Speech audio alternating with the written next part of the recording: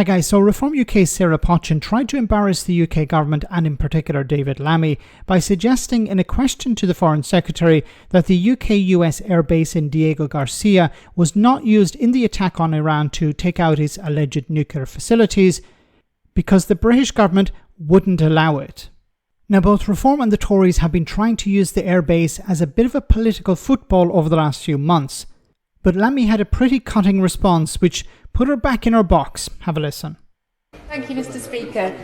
Does the Foreign Secretary, is he able to explain to the House whether the United States felt unable to use the Diego Garcia base and have to refuel in a highly dangerous operation 3 times because of that, because of your deal that you did with the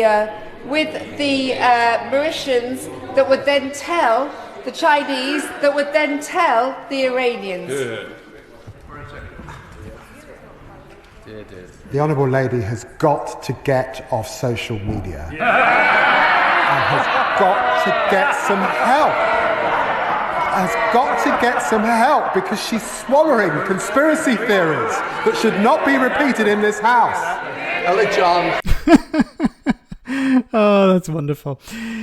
You know, Reform UK don't actually have anything to go with, so they're trying to double down on the airbase in Diego Garcia, hoping that this will somehow bring down the government or at least damage them. But the general public don't care about this, first of all. But second, look, when it comes to this attack on Iran, the reason Diego Garcia was not used were for 2 reasons as far as I can see. One is the UK government has to sign off on this. They have to be asked for permission to use the base if the United States in this case is going to carry out an offensive strike.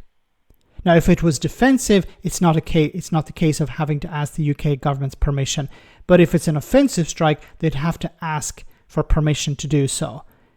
And Donald Trump decided at the very last minute, literally at the last minute it seems, to carry out this strike. We were meant to hear about, remember the 2 weeks that were supposed to pass? No, he decided, somebody whispered in his ear, no, do it now, and he did it now. So instead what happened was, instead of using Diego Garcia, they used bases in Missouri. So these planes, these B-2 bombers, flew from Missouri to Iran and they were refueled along the way. So it was not that the UK government denied, it was the problem of the procedure. The UK government would have to agree to it, but there wasn't enough time because Donald Trump decided, because somebody told him, we need to attack now.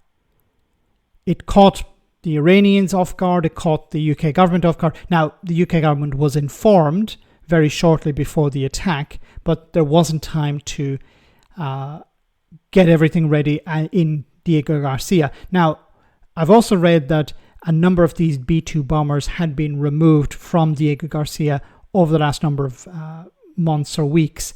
So they probably didn't have the equipment there to carry out the strike. So they decided, let's do it from Missouri.